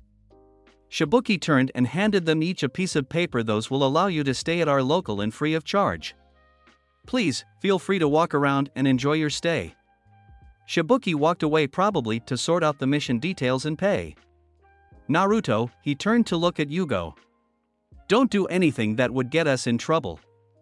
Naruto waved her off as he started his stroll. He walked through the village and wondered how this village was still intact. They weren't too keen on outsiders, judging by the looks they were giving him. So how did they get any money without trading and letting outsiders in, as that was a big source of Konoha's income? Naruto pondered this as he walked around the lake. He stopped as he took notice of a girl around his age standing on top of a rock. He noticed he was on the opposite end of the lake where there were no houses or stores. "What do you want? Here to ridicule me after the villagers told you what I am?" She had a petite frame and a darker skin tone similar to his own, if only a bit darker. She wore an orange clip in her short, layered mint green hair that matched her eye color, which was also orange. Her ninja outfit consisted of a short sleeveless white midriff shirt with fishnet armor underneath, long white armlets, and fishnet shorts with a short white apron skirt over it. Her forehead protector was worn on her right arm. She also carried a cylindrical object in red wrapping on her back. Naruto thought she was as beautiful as Anko was. "Naruto, I know, Kurama." "Well, are you just gonna stare at me all day, or what?" she said, irritated. "Hey 7, I'm 9. Naruto said. "Name's Naruto Black." She narrowed her eyes at what he said. "I'm Fu." Chapter 3, Hero Water? "Nice to meet you, Fu," Naruto said with a smile as he stretched out his hand to her. Fu just eyed his hand but didn't make a motion to return the gesture. "What do you want?" she practically spat out. Naruto just pulled his hand back to his side, but his smile turned from one of happiness to a sad one. "That was just a kind gesture to a fellow Jinchuriki. I wanted to know how your life has been up till now," he answered. "But by your reaction alone, I can tell you didn't have a great one." "Yeah, well, what was your first clue?" "I was meant to have a hard life. Human sacrifice, right?" She turned around so he couldn't see her tears fall. "What would you know anyways? I bet you were treated like a normal human being from those tree huggers anyway." "Yes, I was treated like a normal human being with those tree huggers." Fu clenched her fists at his words. She was gonna turn and yell at him, but he spoke again. "Being starved while living in an orphanage for the first 3 years of my life was normal. And then being kicked out at age 4 and living on the streets for a week before an umbu found me starving to death in an alleyway is the way 4-year-olds usually go through, right?" Fu covered her mouth with her hands. She had it bad, but he sounded as if he could have died at any moment. Being yelled at and chased away from stores for being a demon or being overpriced for rotten food. And let's not forget about the academy purposely giving me low test scores when I entered hoping I would fail and never graduate. A normal life, right? Naruto looked at her and saw she was openly sobbing. "I'm so sorry," Fu said between sobs. "I didn't know. I thought I had it bad with the name calling and being forced to live away from the village, but you had it worse than me." She turned around to face him. "I'm sorry." She got cut off as Naruto pulled her into a comforting hug. She wept harder into his chest as he rubbed her back. "I didn't say all those things about me to sound like a jerk. I said it to show you that it doesn't matter if a Jinchuriki comes from the nicest village, we are all treated the same. We are seen as nothing but demons as the civilians and nothing but weapons to most Kage." He didn't tell her about the beating when he was 7 or the black eye that one villager gave him. But she didn't need to know that. "We have hard lives. I've even heard that the Jinchuriki of the One-Tails is a psychopathic killer. Which his own father did to him." "What type of father does that to their child?" Naruto informed her. They stayed silent, the only sound was the small waves of the lake and the sniffles from Fu. Naruto rubbed her back, reassuring her that everything was fine. "Why don't you tell me about yourself and I'll tell you about myself?" Naruto told her, "That is what friends do, right?" Her eyes widened at that. "Friends?" She looked up and saw him giving her the kindest smile she has ever seen. Sure, Shibuki was nice and helped her out, but he was more of a brother figure than a friend. Her first friend. She nodded her head rapidly into his chest. Naruto went to unwrap his arms from her body, but Fu quickly wrapped hers around his frame. He gave her a puzzled look while she had a blush on her cheeks. "Can we stay like this? I mean, friends do hug after all, right?" She buried her cherry-red face into his chest to hide her embarrassment. Naruto just chuckled and wrapped his arms around her again. "Sure. We can stay like this. They then began to share stories of their personal lives with each other, both good and bad. Naruto learned a lot about Fu, her likes and dislikes, how she liked eating healthier foods such as fruit and vegetables. Sure, she ate meat on occasion and was no way worried about her figure, but she generally enjoyed the tastes of fruits. She also enjoyed swimming in her free time and even enjoyed flying around. Something he learned when she told him that Chome, the seven tails, gave her wings and she had the ability to fly. He was quite jealous and planned to have a nice chat with Kurama later about any special traits like that. He also learned that she hated perfume and cologne. Considering she was holding a bug and they literally had bug spray, she didn't like anything that could be sprayed. She liked the natural scent of things and didn't like artificial smells. She also hated arrogant people who believed they were better than others and ninjas who believed that just because they were a high rank that anyone below them was weak. Such as the Jonin who believed they were stronger than the genin they met. There were numerous genin that could take down Jonin. Itachi came to mind. He was barely in the academy due to skipping years ahead and spent less time as a genin before he was inducted into Umbu at the age of 10. He then became an Umbu captain of his own squad at age 13. Shortly after all this, he murdered all of his clan besides Sasuke. Someone so skilled at that age was scary beyond all doubt. And Naruto couldn't wait until he had the chance to fight him. The thought just got the blood flowing through his veins. It was exhilarating. And throughout the whole ordeal, the more she talked and shared, she became more boisterous and excited. He smiled at her, showing her true self. She wore a genuine smile on her face while they talked. So this is where you were, Naruto. Naruto was broken from his thoughts when he heard a voice behind him. He turned his head to be greeted with the familiar sight of Yugo. Fu also decided to take a peek over Naruto's shoulder and saw a beautiful woman with purple hair and a body Kunoichi would die for. She then blushed and separated herself when she saw the woman's teasing smile. Hey Yugo. I was just with my friend, Fu. Naruto turned to Fu. Fu, this is my sensei and mother. Yugo groaned when he said that last bit. Mother! Fu yelled. But you don't look like you're a day over 20. Yugo blushed at that. She was actually 22. I'm not his mother. If anything, I'm like his older sister. Yugo Yuzuki. Yugo responded. Nice to meet you, Yugo. I'm Fu. Fu introduced herself. Yugo gave her a kind smile before it turned into a devious grin. She rarely had time to tease Naruto and she was going to take any advantage she could. Something Naruto noticed as he narrowed his eyes at her, wondering what she was up to. Amazing Naruto. Your first mission outside of the village and you already picked up another girlfriend. Fu blushed but then gasped. He already has a girlfriend? Fu thought a bit downtrodden. Even if they only knew each other for a few hours, she could honestly say that she had some type of feelings for the whiskered boy that went beyond that of friendship.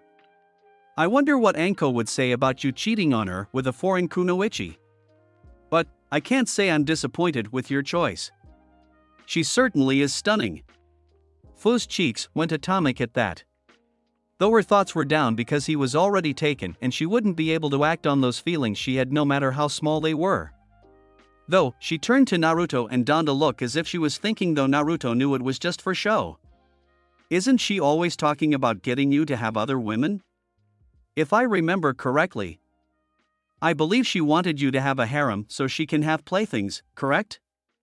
Naruto just smacked his face while Fu had an expression of shock and a hint of hopefulness.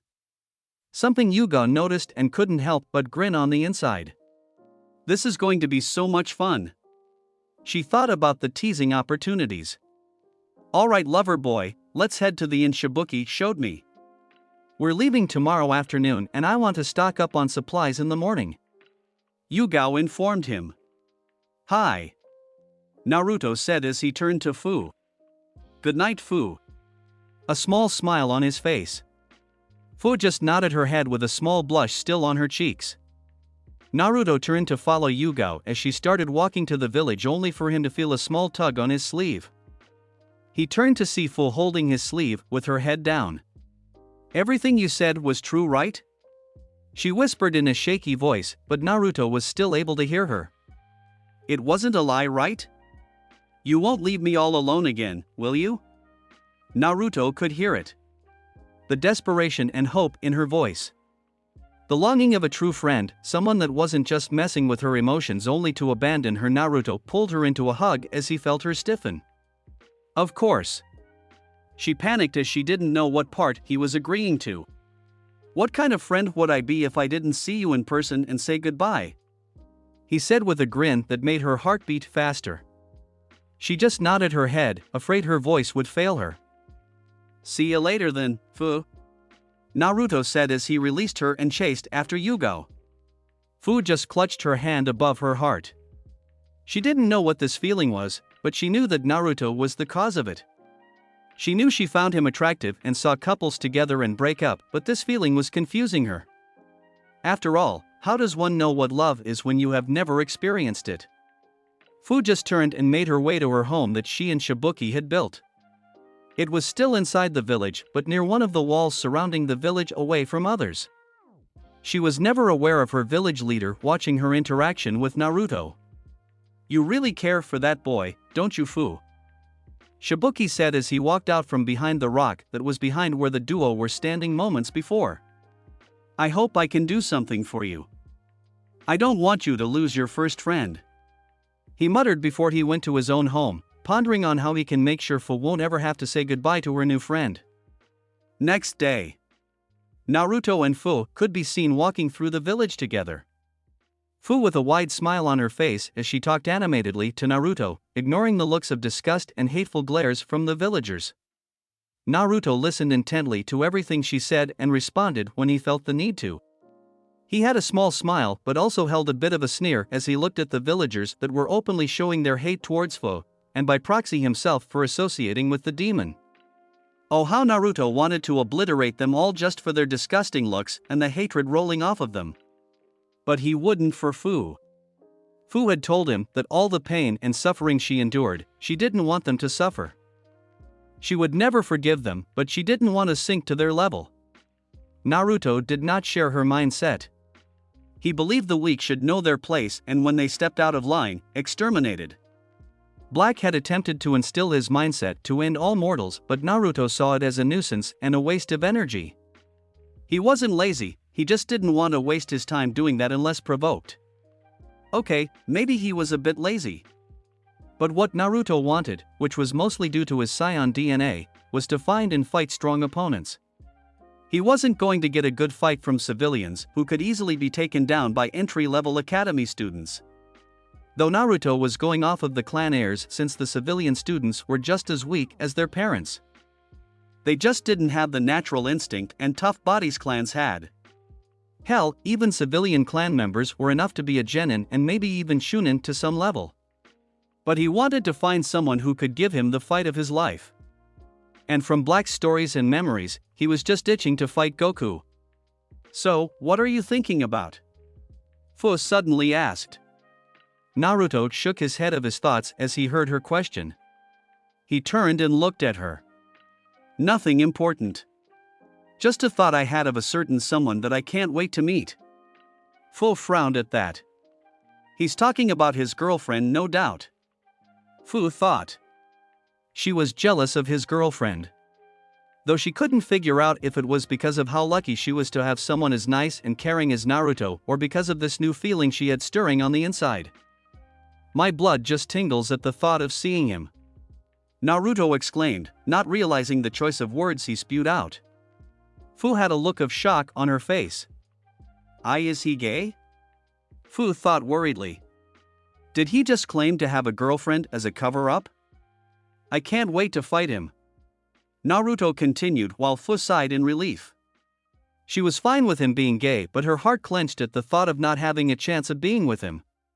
He was the strongest person my sensei ever faced, and he is a man of unimaginable power that gave my sensei a great fight. Fu looked at him curiously. "You want to fight someone your sensei had a good fight against?" I know she looks strong, but do you think you can fight the guy who faced her? Naruto just turned to look at her and realized her confusion. Yeah, Yugo is my sensei, but she isn't the only one I had. My other sensei was the strongest man I know and no doubt the strongest from our world. Naruto told her, with her not thinking about the way he said our world. He was a god after all. Fu looked at him strangely. It was pretty arrogant for someone to claim they were a god. Though, Naruto had proved he was trustworthy, so she just chalked it up to him being an amazing shinobi. You also said was. Did he pass away? Fu asked. Naruto looked a little sad at that. I'm sore dash, it's fine. Naruto cut her off. He passed away a few years ago. He expended too much energy and died of exhaustion. It wasn't a total lie considering Naruto's seal was draining Black's ki over the years. He was a good man who had a wild and outlandish dream. Naruto could remember when Black told him his dream. Though, Black wasn't wrong in explaining his ideas, it just didn't bother Naruto as much. What was his dream? Fu asked. Peace. That's what he told her. Though not wrong, he just left out the part of exterminating all mortal life to achieve it. He doubted Fu would look at him the same if that was his sensei's goal. That is something few people want. Fu muttered. Did his ideals stick with you? She asked him. No. Naruto said, and he saw her frown a bit. He wanted to achieve that peace through unconventional means. I, for one, do not care about having the world live in peace. I only wish to have a peaceful life with my family.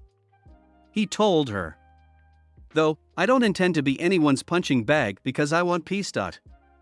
Naruto remembered the encounter the day of his graduation exam. The people who are born weak desire peace in the world so they no longer have to fight. Though Black wanted them erased because all they did was cause wars, rebuild and appoint new leaders only to start new wars. This would bring peace, but no doubt not the way people wanted. And I'm not saying they are physically weak, but also mentally. They talk about forgiveness and turning the other way, but what if that person killed your family? Your parents for something so trivial or out of revenge? His hands clenched at the masked man who killed his parents by releasing Kurama. Take Jiraiya of the Sannin for example. His ultimate goal is to achieve everlasting peace. Naruto told her. What about him? What's wrong with wanting peace? Fu thought Naruto was going to go all emo, but he kept his cool. He wants to achieve this by forgiveness. But what no one knows besides a select few is that he is looking for his ex-teammate, Orochimaru. Fu shivered at his name. Orochimaru was a feared shinobi and the countless despicable acts were spread throughout the elemental nations. He wants to find Orochimaru and bring him back to the village and become friends once again. But, do you honestly think that will happen with all of the terrible things Orochimaru has done?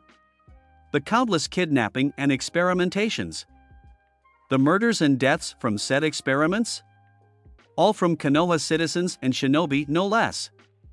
He is a dangerous and sick man. He'd be lucky to get the death penalty without having any torture done to him. Naruto spat. Naruto was mostly mad at the fact that Jiraiya would sooner go after and chase a murdering and unforgiving shinobi than take care of his own godson. Some people aren't worth saving. Fu looked at the ground for a few moments before speaking. I understand. You can't just let someone like that run free. The amount of pain and suffering those people's families went through. It would be a slap in the face if they saw the person who brought their family pain and suffering to walk around freely. Fu said. What is your dream, Naruto? Your real dream. Naruto turned to her. My dream is to live in peace with my family without any nuisances bothering us, he said with sincerity, but his scion side took over, and to fight strong warriors. Living in constant peace would get boring for a person like me. I want to fight strong people and feel the rush of battle. He boisterously yelled. Fu couldn't help but giggle at the fire in his eyes as he talked about fighting. She smiled. At least he just wanted to fight strong opponents who passed by instead of starting a war just because he was a warmonger. Naruto coughed to get himself under control at the sounds of Fu's giggling. He cursed his strong Uzumaki genes for making him get overexcited. He learned through Kurama that Uzumaki get excited easily over something they are passionate about. Don't get him wrong, he loved his parents for their selfless sacrifice. Even Black praised them for giving their lives to save their children's lives. Black did see some mortals as more than a stain under his boot. Naruto just wished the Uzumakis were a more level-headed bunch. He sighed. It could have been worse. He could have got his mom's verbal tick. He winced as if he was just smacked in the back of the head. He turned around only to see no one around him. He shook his head. Even in death, mothers were scary. Fu, she turned to look at him. What is your dream? He asked her. Her dream? She hadn't really thought about it. What did she want? What was her goal in life? She wished she wasn't a Jinchuriki, but that would result in her death. She stood still as she thought about it. She looked at Naruto and stared at him, making him slightly uncomfortable at her sudden gaze. She stared at him for a few moments and that feeling in her chest grew even more intense. It felt as if it was hurting, but not physically but emotionally. It was as if it was yelling at her to tell Naruto something, but she didn't know what. She stared into his eyes and then she saw it.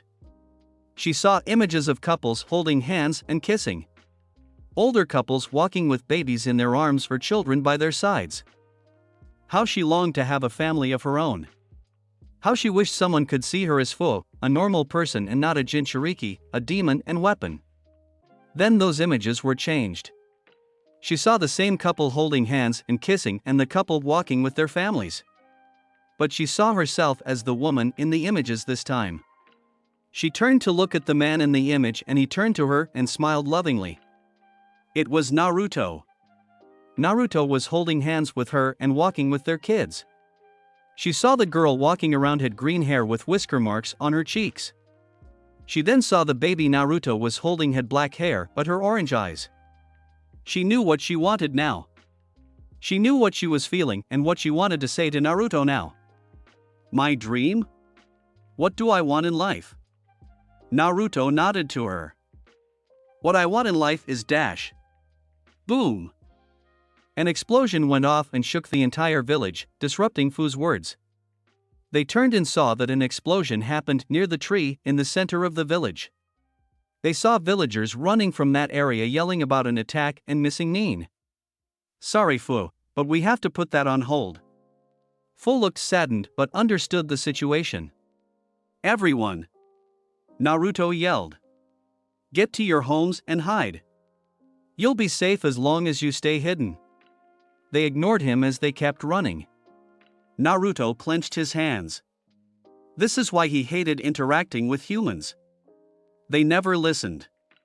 He tried things Yugao's way, and now he was gonna do things his way. Leave them be. If they died, it's on their hands. Not his. Let's go Fu. If they don't want to listen, we can't help them. She nodded and they began their approach to the explosion. They went around the backside of the massive tree and climbed up it. They looked at the side where the explosion was and saw there were about 20 or so missing Nin. He then heard Fu gasp. He turned and saw her pointing to one of the missing Nin. He was standing with his back to them so he couldn't see the ninja's face. Around him were 30 or so villagers tied and bound. From kids to the elderly. That's Suan. He was one of the best jonin in the village before he went missing. Fu whispered. He just disappeared in the middle of the night and was marked a missing Nin. Naruto looked back down and saw he was holding a bottle of water. Why is he holding a bottle of water in the middle of this? I understand if you're parched, but holding it during an invasion seems dumb if you ask me. Naruto voiced. Oh no. Naruto turned to Fu. That's the hero water. Hero water? Fu nodded at his question. The hero water grants whoever drinks it 10 times the amount of chakra they have and makes it more potent. Fu explained. That's a bit much, don't you think? Naruto's sweat dropped. Fu nodded her head. It also comes at a price. The person who drinks it also loses their life by how many times their chakra is increased. So one sip could increase your chakra by 10 times but make you lose 10 years off your life. Fu explained. That is how Shibuki's father, the former leader of the village, lost his life. He consumed too much hero water to protect the village. He saved it but lost his life due to the effects of the water. The power boost doesn't last long but the side effects are immediate. Naruto. Kurama spoke inside his mind. What now, furball? Do you know it's been 2 days since I tried talking to you? Naruto yelled. Shut it. I was thinking about something that felt familiar. Kurama shouted back. And I was right. After listening to your little girlfriend's explanation, this hero water is as I feared along with this tree. Kurama told him. How so? That perked Naruto's interest as he looked around at the tree. Kurama sounded slightly worried. Anything that worried him was bound to be bad. You remember the story I told you of how chakra came to be? Naruto nodded. Then you remember the Shinju tree correctly? A look of realization appeared on Naruto's face. You mean dash? I believe so. Though, this tree was probably made from one of the branches that Kagaya must not have absorbed. But that water is similar to a case that happened before in a small town centuries ago. They were a strong fighting village though they rarely lived past the age of 20. It was found that they had a Shinju branch beneath them that was giving them chakra-laced water into their water supply that boosted their chakra at the cost of their life force. Naruto frowned. That was bad. Power from the tree that created the 10 tails was not good to be in the hands of a power-hungry idiot. Yugo landed next to them and they acknowledged each other. Yugo went to say something but saw the look Naruto had. The look where he is talking to his pet as she puts it to tease the mighty beast. Though, this tree isn't as potent as that branch centuries ago. This one seems to be feeding the environment instead of draining it and the living beings around here. Kurama continued. I guess just as we are able to think differently than the 10 tails, the Shinju branch was able to make its own choice. But that hero water is still dangerous if it was produced by this tree regardless of its intentions. How do we stop him if he drinks it? I think we would be able to take him if it was just him against us? Naruto asked. But there are at least 20 missing nin all chunin or jounin that I've seen in the bingo book. Nothing you can do but try to prevent him from drinking it. If he does, you may have to go all out against him. He was an A-rank nin. With that water, he will easily beset you and Yugo if you risk holding back. Naruto nodded and thought for a moment. Slowly, he grinned as he realized what Fu had explained about the hero water. He looked at the 2 women beside him. What did he say? Yugo questioned. Remember when I told you there was a story behind how chakra came to be? Naruto told her and she nodded. He just told her, and the other select few from their group, about how chakra wasn't always with humans. That there was another force for the cause of chakra being embedded into humans. Well, this tree and that water are all part of something called the Shinju tree. The Shinju is responsible for chakra and the tailed beasts were created from the Shinju. Naruto gave them the short version of it. Yugo looked a bit shocked while Fu held her head as Chome yelled inside the seal. What's the matter, Fu? Yugo asked the tan-skinned girl. Chome is freaking out. He keeps saying Shinju and Kagaya. Fu said as she clutched her head. He probably couldn't sense it since her seal is mostly still intact, unlike how you've been slowly breaking yours. Kurama informed Naruto. Naruto moved to her and cupped her face. Fu stopped her squirming as Naruto put a hand on her shoulder and stared into her eyes. Fu, listen to me. Everything's okay. Chome is freaking out about something that caused destruction a long time ago. Naruto said. I need you to calm down and to calm Chome also. We need you two to work together so we can stop these people. Just calm down, okay? Fu nodded and took a deep breath. She then closed her eyes and was silent for a few moments. She then opened them with a look of determination in her eyes. "Chome and I are ready to go." Naruto nodded and looked back at Yugo. "What's the plan, sensei?" Yugo was silent for a few seconds before she came up with a plan. "You and Fu will be in charge of taking on the other missing nin. Naruto, make as many clones as you can and have them grab the captured villagers and get them to safety. I'll take on Suan and try to stop him from taking the water." They nodded and got ready to make their move. Oh, and Naruto, he looked back at his sensei. "Once the villagers are safe, let loose." Naruto got a sadistic grin at Yugo's order. This was going to be fun. With Suan. "Come on out, Shibuki." Suan yelled as he stood before his prisoners. "Stop being a coward and accept your death like a man." The prisoners looked on in fear as Suan marched over towards them. He saw a young boy no older than 8. He grabbed him by his hair and dragged him in the middle of the crowd. "Show yourself, or are you that big of a coward that you'll let this young boy die?" Suan yelled as he held a kunai to the boy's throat. The boy didn't dare to swallow in fear of cutting his throat. "Your father must be turning in his grave right now. He gave his life to protect this village, and look at you. Hiding like the coward you are while this little boy is begging for you to save his life." He pulled the kunai back and motioned towards the rest of the captives. "When I'm done with this boy, those will be next. And after that, this village will burn to the ground." Suan switched his grip on the kunai and brought it to strike the boy between his eyes. Clang! Another kunai came flying and knocked the one in Suan's hand away. Before he could register what happened, another came towards him but cut the boy's hair just below where Suan was gripping him. The boy, taking advantage of the confusion, scrambled away from Suan and made his way back to the other captives. "The only coward I see is you." Suan turned to see a group of 3 people standing on the other side of him.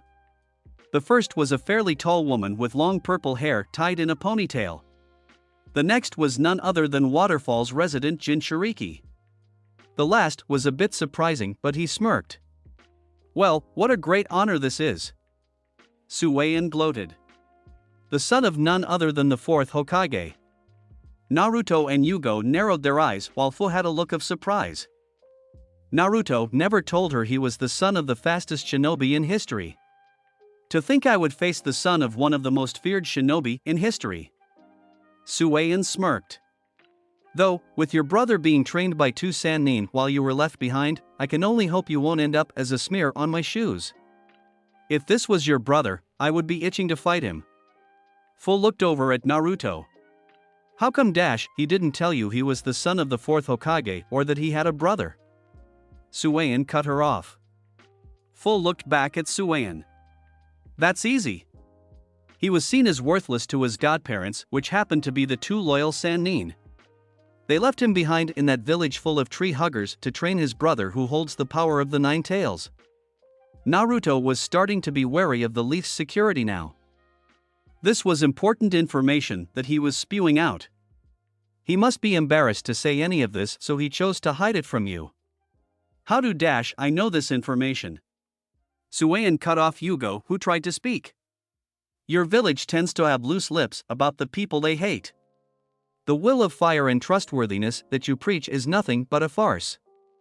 All it took was a shinobi from Kyumo to go undercover as a civilian in your village before they talked about the demon brat that was Naruto here," Suan said. "Though none of them knew a certain warmonger let the Kyumo spy in the village. Now, let's get this over with." Suan went to drink from the hero water but had to stop as a kunai stopped him. When he looked up, he had to jump back from a katana swipe courtesy of Yugo. Then all hell broke loose. The other missing nin charged in at Naruto and Fu as Suan and Yugo seemed to be pushing each other out of the area. Naruto created about 30 clones, half went to the prisoners while the other half went to fight most of the missing nin. Naruto turned to Fu. "Don't hold back. If you hesitate to kill, you will die." Naruto yelled. "They don't care for others' lives, so don't try to spare them." Fu nodded, but her eyes widened in horror as she saw a nin with the symbol for Kyumo crossed out appear behind Naruto with a tanto raised to behead him. In less than a second, Naruto dropped to a crouch, brought his hand back and made a small blue, spinning ball of pure chakra that Fu had only seen in pictures. Rasengan. Naruto slammed the Rasengan into the Nin gut, stopping his forward slash.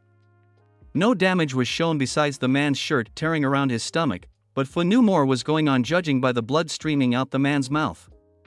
Then the man was sent flying back as the Rasengan bursted and propelled him into the wall. He then falls to the ground unmoving. Dead. Don't hesitate. Naruto yelled before he jumped into a fight where two more missing Nins were fighting one of his shadow clones. With Yugo and Suwayan. You're extremely good, Suwayan said as he parried Yugo's katana with his water sword. Yugo just kept her posture and kept attacking him head-on and pushing him back. Suwayan was starting to sweat. He was no chump considering he was interested in teaching Suwayan and multiple other ninja and had amazing chakra control. But that didn't compare to an ex-Umbu captain that was an S rank in the bingo books. He was being pushed back and was close to being sliced by Yugo's blade. He needed to get away and drink the hero water. On her latest swing, she pulled back a bit too much and that allowed Suwayan to create a water wall without hand signs which shocked Yugo. That allowed enough time to allow Suwayan to jump back a great distance and take out the hero water. It was a great fight, Suwayan said as he took the top off of the bottle. Too bad you die here today. Suwayan then brought the hero water to his mouth and took a big swig of it. The moment he stopped drinking, a shroud of chakra started to surround him. The aura it was the most potent Yugo has sensed coming from a non-Jinchuriki. She instantly felt his reserves increase to what she could compare to a lower-tailed beast's chakra level. With Naruto and Fu moments earlier, Naruto and Fu were effectively taking out the other shinobi, but it would have gone faster if Naruto didn't have to worry about the kunoichi holding the same boy from an earlier hostage. What now, kids? The woman taunted as she held a kunai against the boy's throat. You can't fight me without risking this boy's life, so you might as well give up. Being a ninja isn't meant for children like you. They couldn't help but sweat drop at her. Weren't you our age when you became a genin? Fu asked. The woman stopped laughing as she was made fun of. Her face flushed in embarrassment. That's not the point. You still have no cha dash. She never finished as a chop to the back of the neck knocked her out. Glad to see you come out of your shell, Shibuki. Naruto said to Shibuki as he helped the boy up and pushed him towards the village where the rest of the villagers were safely hiding. Yes. I came to realize that as this village's leader, I have to protect all of its people, no matter the cost. Shibuki said as he turned to the pair. And great job, Fu. You have came a long way since the academy. He smiled at her as she blushed at the praise. The moment was cut short as 10 more robed Nin appeared before them. Then they felt it. The pressure that was coming from Suwayan. They saw the chakras surrounding him and felt the power radiating off of him. Naruto. I know. Naruto responded. He felt that chakra. It felt like a tailed beast was nearby. He turned to Shibuki and Fu. Shibuki, Fu. Can you guys handle these guys? Yugo needs my help. They nodded and Naruto took off. Shibuki and Fu turned their attention back to the missing Nin. They nodded at each other and charged in. Shibuki summoned his water-cutting sword while Fu summoned her wings. That's it for this video. I hope you guys enjoyed this part. If you want more, like this video, hit that notification bell, and maybe even give a comment on your thoughts on the video. With that being said, I'll see you all in the next part.